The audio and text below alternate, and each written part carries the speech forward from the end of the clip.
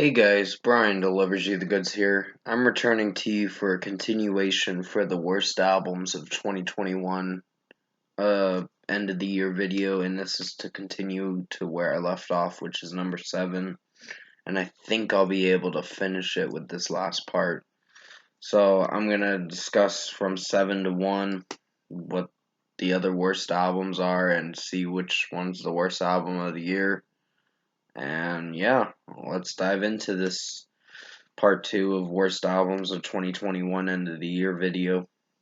Now, at number 7, unfortunately, I thought this album was gonna hold up very well. It hasn't, and it's Day to Remember, You're Welcome. Unfortunately, it made it on this list, and it is a bad album. It's a rather, yeah, it's a bad album. That's all I can say. Fuck, fuck you, money. The title is so cringe, honestly, and the song is not very good. And Bloodsucker was so disappointing, honestly. Last Chance to Dance, Bad Friend is probably the only best song you're gonna find on this album. Everything else is pretty much horseshit. Except for Resentment. I actually like that song. Brick Wall is kind of annoying now, and I'm kind of not liking the outro to the track. It's grating on my nerves. And I'm like, oh god. Mind Reader, it's alright, but nothing special. High Diving is pretty disappointing, honestly. Viva La Mexico and Looks Like Hell. At least Looks Like Hell was trying something different. But at the same time, I really did not like this Day to Remember album. I started growing apart from it easily throughout the rest of the year, and it started decreasing down and down into a lower list, and it's a shame. And even their bassist left the band due to some thing that leaked online with him apparently murdering someone in a car accident, uh, like in 2017, and the thing resurfaced again with his manslaughter thing, and Josh Woodard, I think is his name or something. So I don't know if it's true or not, but it's a shame because he's one of the founders of the band. And yeah, um, pretty much Day to Remember really disappointed me in this album, and it's a shame I have to put it on this list, but it had to make this list. So at number 7, I picked A Day to Remember with You're Welcome. And even the last song, Everything We Need, is pretty bad, honestly. So Permanent and Reentry were okay songs, but not great. And Degenerates was a little disappointing. Uh, so yeah, number 7, A Day to Remember, You're Welcome. At number 6, I picked Lil Lotus with Error Boy.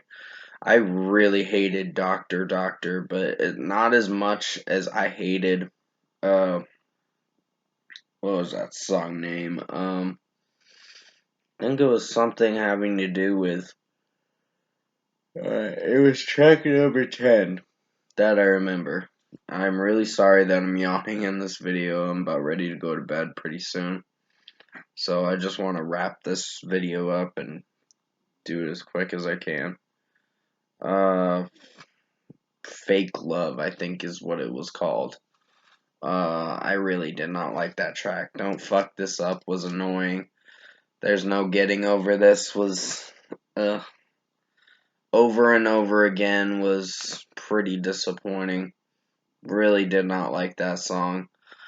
I did not think I'd hate an album this much as I hate Lil Lotus and his new album. And it's a shame I had to put it on this list because I really fucking hated this album to death. I mean, this album pissed me off in so many ways with how the songs are sounding. But pretty much at number 6, I picked Lil Lotus with Error Boy. Think of Me Tonight is the best track on there. Rooftop is pretty disappointing. It hasn't grown on me as much as I thought it was gonna grow on me in time, but it's a disappointing song. And Butterfly K. I am sorry for yawning. I'm just getting really tired. I finished eating a little bit ago and it started getting to me because the food was so good.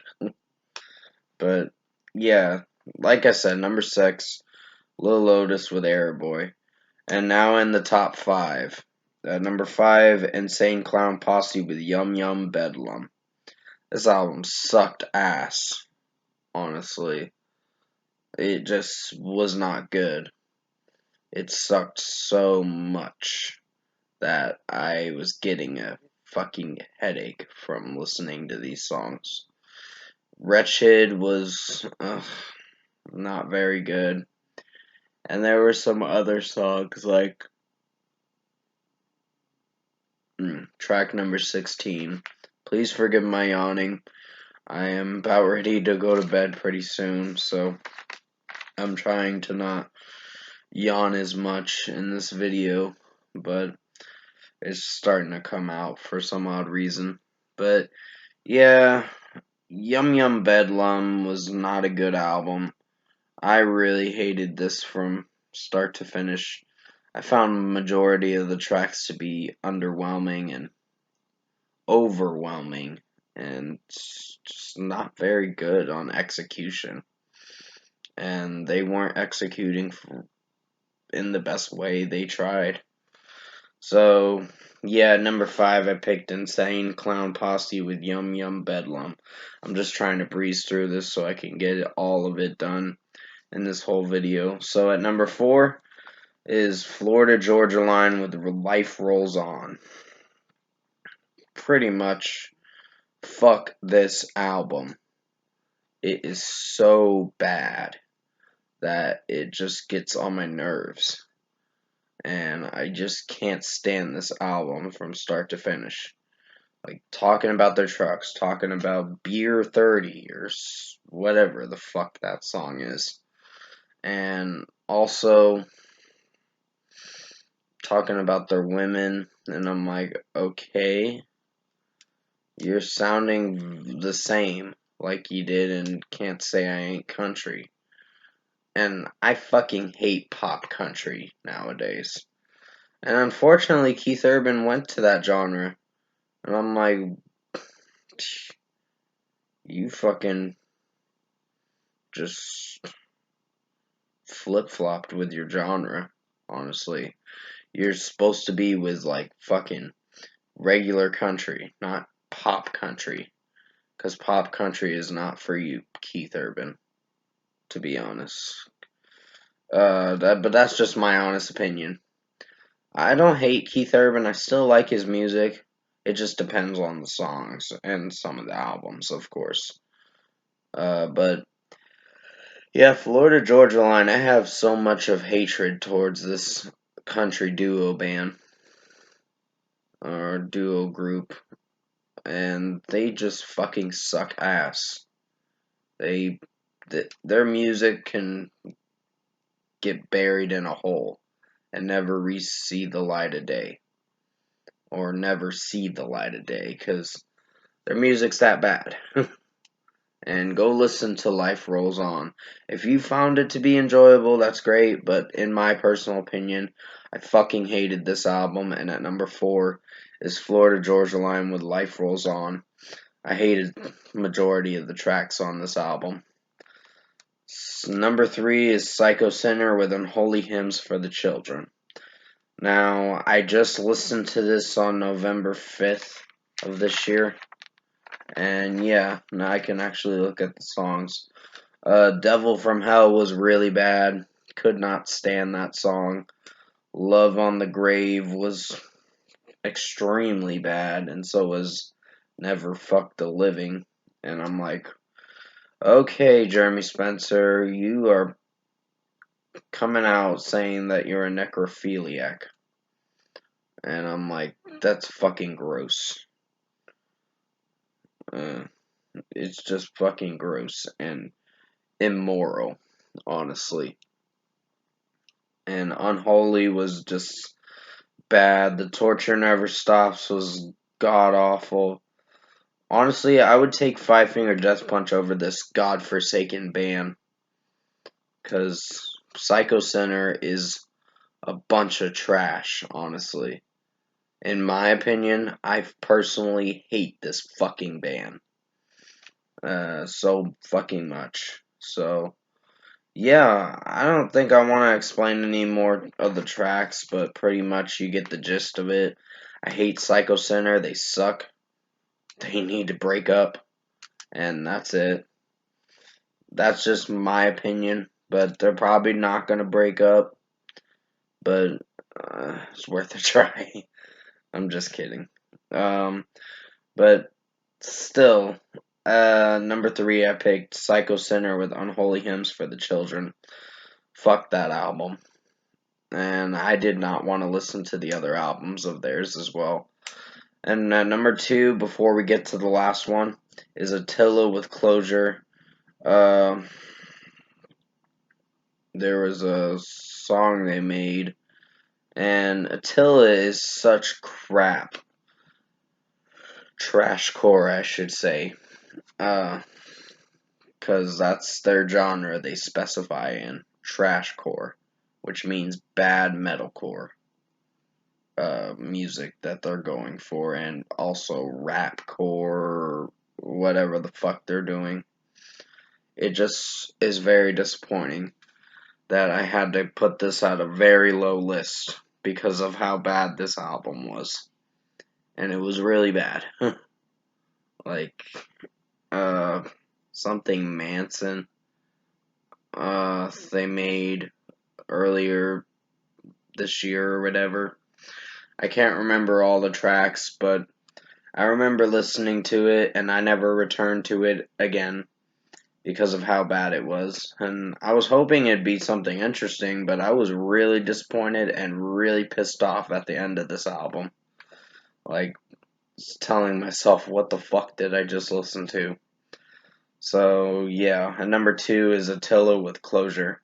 And finally, at number 1, drum roll please, the number 1 spot for the worst album of the year is going to Iggy Azalea with The End of an Era. This album came out August 13th, I meant to say. I said April by mistake. Please forgive me on that. August 13th, and it was such crap, and just dubstep bullshit, EDM bullshit, and mostly talking about her P word, the pussy word, I should say, and other things like that, and just twerking probably in those songs and other things like that. I don't fucking know. It's really gross. And she's just a trashy rapper, and I'm glad she's taking a hiatus, because I hope this is her last fucking album for her career, because she is an awful rapper, in my opinion. But at the end of the day, that's just my opinion. You don't have to agree with me on it. It's what I think of this rapper and her music. So, yeah, number 1, I picked Iggy Azalea with The End of an Era. That's going to be it for this Worst Albums of 2021 video. Unfortunately, I got to cut it short because I got to end this video. But I hope you enjoyed this Worst Albums of 2021 end of the year video. Stay safe, take care, have a great rest of your night, guys. And I'll see you tomorrow in more videos to come.